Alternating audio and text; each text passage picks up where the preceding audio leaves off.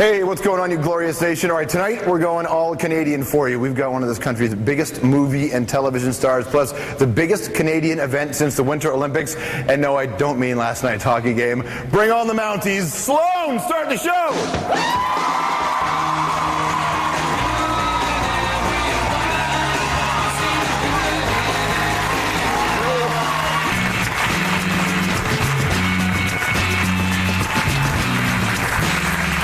What is going on in this country?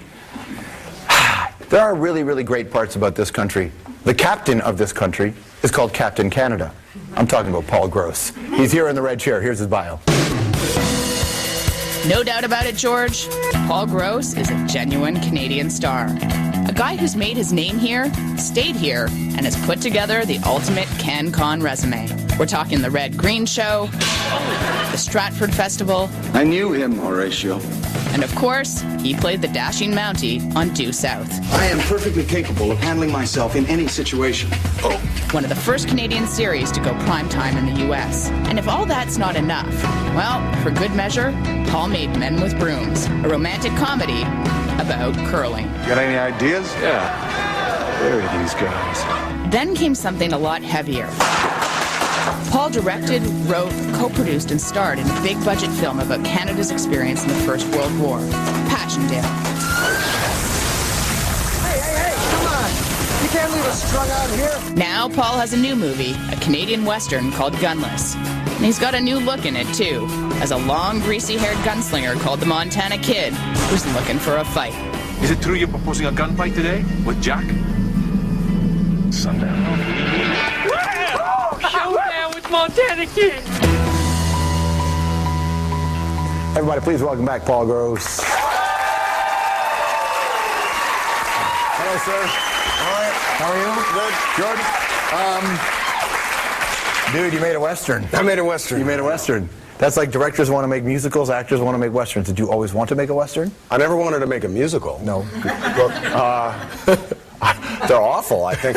No, yeah, I mean, every actor wants to make a Western secretly. Even if they say they would rather do Hamlet, they actually want to do a Western. Nice. You know? And you play the Montana But Kid. we're in Canada, so I thought, well, we're never going to make a Western. Well, it's not really our form. It's really the American mythology invented by Eastern European immigrants in the 30s. True. Has nothing to do with history. No, but perfected by Italian directors. Perfected by Italians, yeah. Yeah, with the spaghetti Western. Absolutely. And we have what's really a rigatoni Western. It's kind of like a spaghetti Western, but everyone's cross-eyed. There is some of that for sure. It's a neat film because it is an American coming to Canada looking around saying, are all you people like this? Yeah, what's wrong with you people? Yeah, and you played the American that comes to town. Yeah.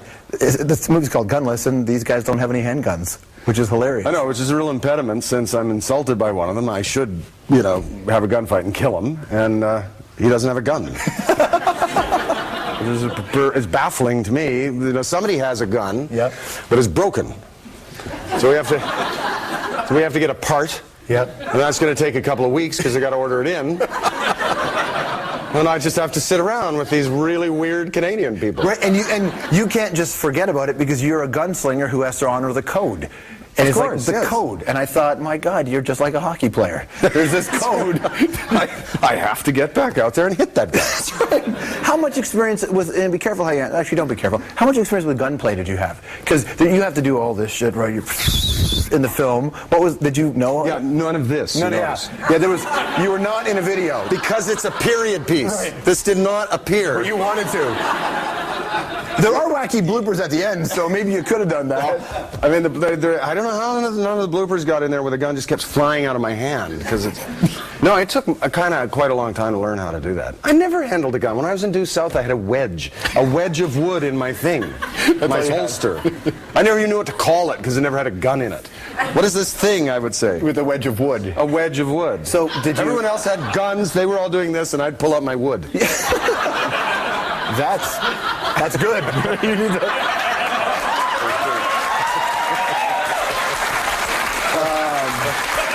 I'm just happy you said it, not me. Whoops. But you, in this film, like and every kid who's ever had a water gun or whatever tries this thing where they try to flip it around. You actually had it down. Did you practice? I'm an expert now. Are you now? Yeah. I am. Did you practice? It's a useless skill, but it goes right on that resume, right next to voodoo, mind reading, Colt 45 twirling. I didn't find that in your bio, the voodoo part. It's on my updated. Oh, nice. Did you practice? Did you have to take the gun Yeah, I home? had to practice for a long time. And you know, it's a Canadian film. We didn't have a lot of money, so I didn't have a gun teacher. So I had to. I don't know if I told you the story. It's so ridiculous. Somebody gave me a replica 38, and I was practice all the time. I was wandering around my house in Toronto, and throw it through. I was a hazard. It would go through plate glass windows, or go through the open window of a passing car. It was. What their neighbors think? Well, I didn't actually do it outside very often, you know, at night, kind of. But then one day, a friend of mine was over, and he was leaving, and I was walking him to his car, and I'm spinning this gun on the street, and this cop was going by. He goes, "Arr!" And he says, "Put down the weapon." What?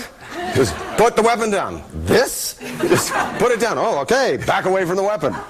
I said, "Let me explain. I'm doing this movie. I have to be a gunslinger, and this is just a replica. It's not even a real gun. This," he says, "is more prohibited than a real gun." Mm-hmm. I don't understand the logic of that. It's very illegal, man. Really illegal to have a replica, but it's not so illegal to have. I don't get it. Anyway. Well, I mean, I think the thing is that if they don't have a little kid having a replica gun pointing at a cop, the cop shoots a kid, right? Which has happened in other parts of the world. What difference would it make if it was a replica or a real gun? No, fair enough. I think they're all. They should just be. Anyway. So then the funny part of it, though, is he says. Kind of, yeah. So I got away with my illegal activity with the replica gun. But then he says, when it's all done, he says, "You can't have this. I have to take it." I said, "All right." He says, "I suppose, though, you really want to be able to do something like this."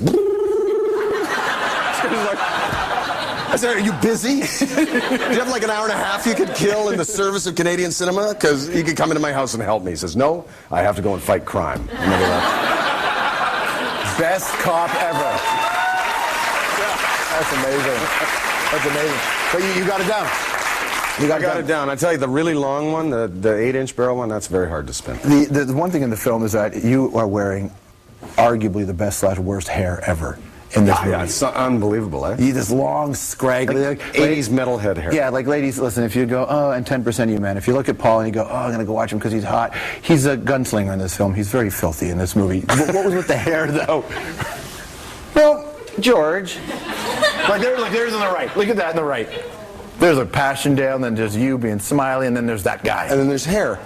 You know, have you ever made a decision that you wish you could go back on? Every day, dude. This was it. This is the hair decision, where I woke up inspired one morning and thought, I should have long hair. Now, I know nothing about hair extensions, but I'd heard about them. So I said, and they should be hair extensions. So I talked to the person who was doing the hair in Vancouver. She said, "Well, you know, we could do a good wig." No, it will be hair extensions. And she said, "Are you sure? Because, no, I don't want to hear any arguments. This is what it will be." "All right," she said. "Well, it takes like 12 hours, and they nail gun this stuff into your skull. And it's really neat for about half an hour. Right.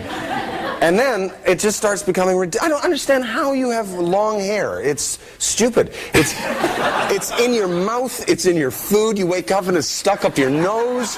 It's like, it is the worst thing to have. And then on top of that, we're shooting in this place in Osoyoos, which is absolutely gorgeous. Yeah. But it's a desert. It's the northern edge of the Sonoran Desert in Lower Okanagan. It was 45 on the set, which I looked up, by the way, is 312 in the Kelvin scale. 312. 312. Sounds way cooler, doesn't it? Yeah, it is 312 out here. That does sound hot. And apparently hair has cuticles. I did not know this. Yeah. I don't know what that means, but they opened. This is all the scientific stuff. This side of the story. Your weave opened. It opened up, and then the dust got in, and it crawled up.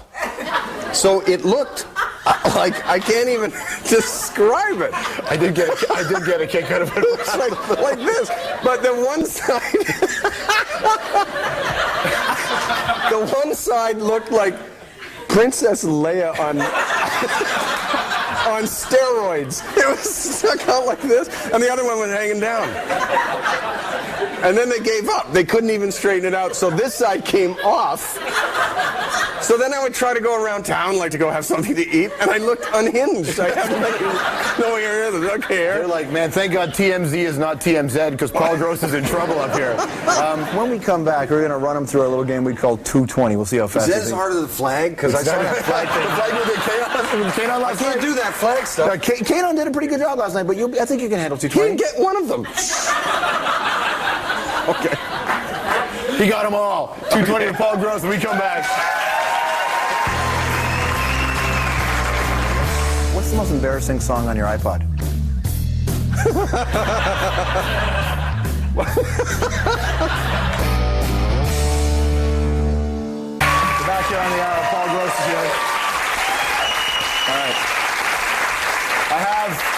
You ready to play? Okay. All right. So yesterday on the show, Kanon waving flag. We made him guess flags. He did okay. Okay is a stretch. 220. I'm just going to run a bunch of things by you quickly. And we'll I just have to answer. Yeah. Like a Rorschach test. Right. Now, to make you feel comfortable. Word association. Yeah, I'll tell Mother. you there's nothing wrong. Mother. Okay. Roll the animation.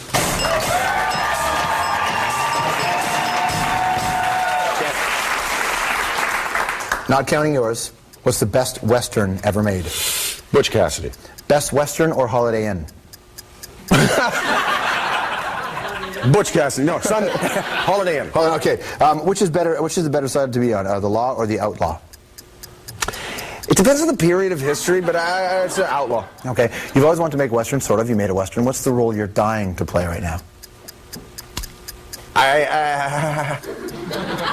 A cop. A cop. Yeah.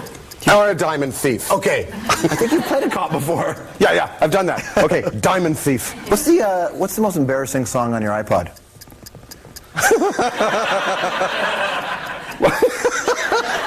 It must be. It's one of mine. No way, really? Yeah. Which one? Santa Drives a Pickup. Amazing. It's just sort of a vaguely homoerotic song. It's just so weird. I don't know how we ever did that. It's on your iPod? It's not like I listened to it. I had it there to play it for somebody. But honestly, I don't play it all the time. Like if you're driving though and it comes on the shuffle, what do? Do you stay quickly with it? move. You get rid of it. So we'll never see you in a musical. We found that out. Who's a bigger outlaw? Is it Billy the Kid or Montana Kid? Montana Kid. John. That's his character, by the way. John Wayne or Clint Eastwood? Clint Eastwood. Line dancing, square dancing, or dirty dancing? Dirty Dancing. What's more intimidating, shooting a gun or shooting a film? Oh, shooting a film. CSIS or the Mounties? I don't know what CSIS does. The Mounties. The Mounties. They're good. Refusing to shower after playing hockey. Is that personal choice or coward's way out? I think that's just personal. It depends on who's at home, I guess. They might like it. Fair enough. What would you rather have, the power of love or the power of now? I don't even know what that means. Eckhart Tolle, in the moment, the now, being in the now. The power to be in your moment. That sounds ridiculous. I'll go for love. I love that. All right, so not counting Passchendaele or Men with Brooms, what's the best Canadian film of all time? Gunless. Not counting Gunless or The best Canadian film of all time? I think my favorite is Going Down the Road. Oh, that's a classic, isn't it? That song did not make you smile for a lot of that. I like It's All Gone Pete Tong, Michael Dell's film. That's good. Really, really good film. What's more frightening? Porky's. Porky's is a great film, for sure. She unleashed Kim Cattrall on the world. What's more frightening, a great white shark or the ravages of time? A great white shark. They're big. They have teeth. What's that? That's insane. This is a nearly... Are we going to do more of these? One more. Okay. I don't know if you can answer this question. I'll try. The Tragically Hip or Blue Rodeo? It's a trick question. That's like Sophie's Choice, man. That's a horrible question. There is no answer. The film is called Gunless. It's in theaters tomorrow. Please go see it. Paul Gross, everyone.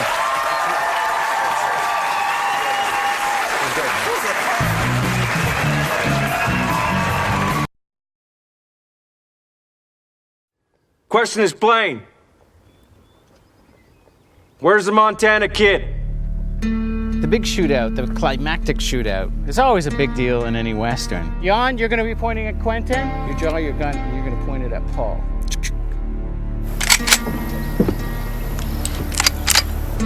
I think the final confrontation was probably the most fun scene to do. You want gunplay? Is that what you want? When you work with like great stunts people and you have like these wonderful kind of fight sequences or anything physical, it's not just about your performance, it's about the choreography. It's teamwork. When we actually roll film on it, everybody's going to go for it. Weapons go hot, please. Gun is hot, 14 rounds, total load. We were dealing with 4 posse members, 5 townspeople, and the Montana Kid. This is the start of the shootout, and it's our big wide shot. Once the blocking was sort of figured out where people were approximately, we broke it all apart and tried to break it into little pieces. But of course, that was done over multiple days. The coverage we would need to get everything done, it just seemed monumental. A-Mark, B-Mark. And running around on horses and stunts and fist fights and shooting in the expanse of our entire town, which is larger than a football field. Count of 3, everyone lowers their weapons. 1, 2. Ready? This time I think it prudent to go dead.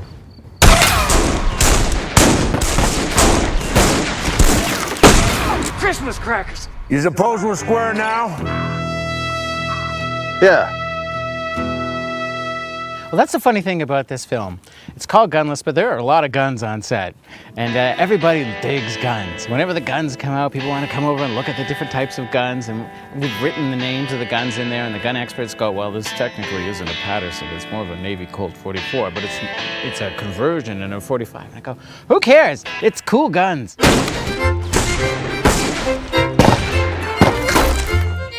God, it's fun. I don't know what to say. It's like those old days, you know. It's like being a kid again. Just a boom, boom. My heart was just pounding. And they had me get my leg tied off because we were getting scrambling with the guns and stuff, and just in case I got a little too into it and fell. Bad for the insurance. And the funny thing about a Western, any actor you get on a set, be it Robert Duvall, Kevin Costner, Brad Pitt, as soon as you give them a gun belt and a single action pistol, suddenly they're 12 years old. Is that part of the old costume? See that? Pretty smooth, right? Check this out. Oof. Also pretty smooth, just in a different way. Don't want to point that in the wrong spot. And so he has to have the gun talk with every actor and go through the safety procedures and make sure everybody is cool with it.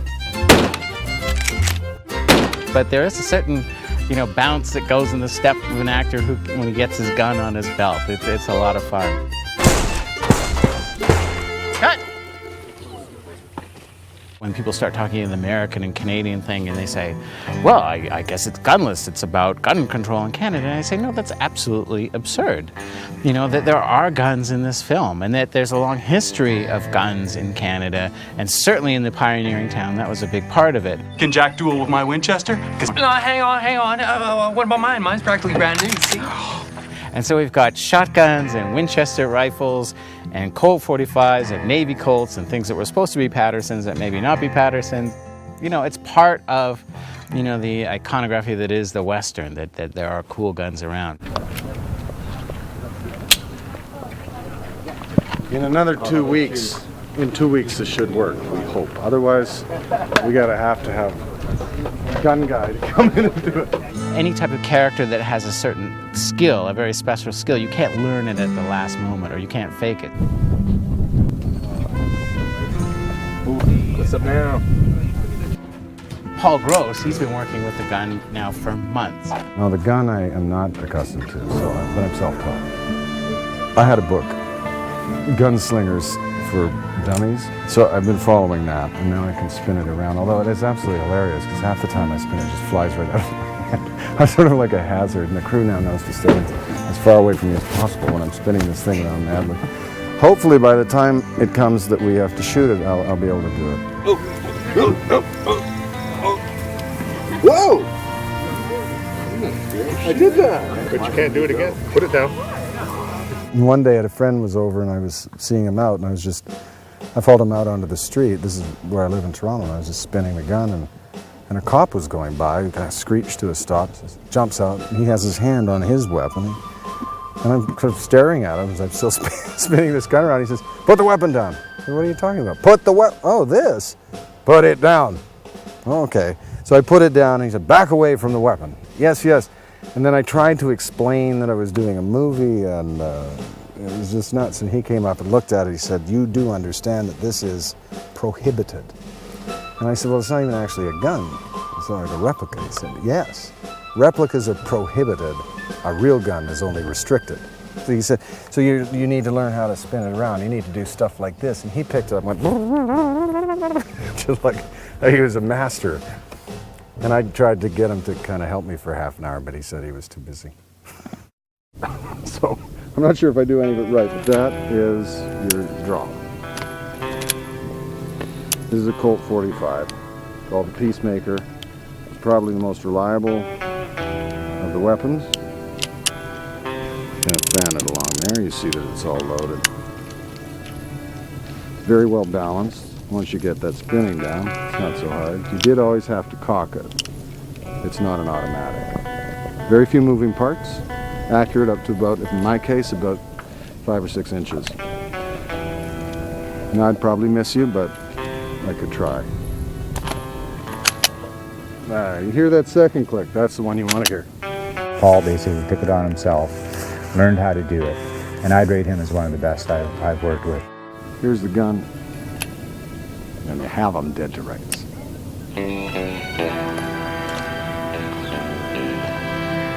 Gunplay.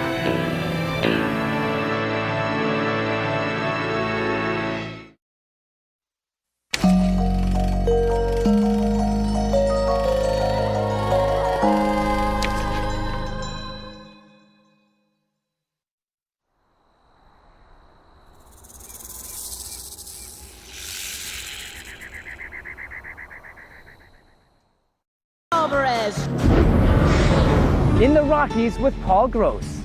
Yeah, I'm the devil. You just tell me. Have you seen my animal? And why he's about to be cursed.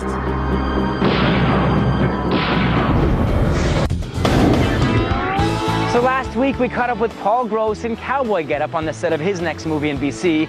Now we're together again, one province over, but this time he didn't bring his gun, which is quite all right with me.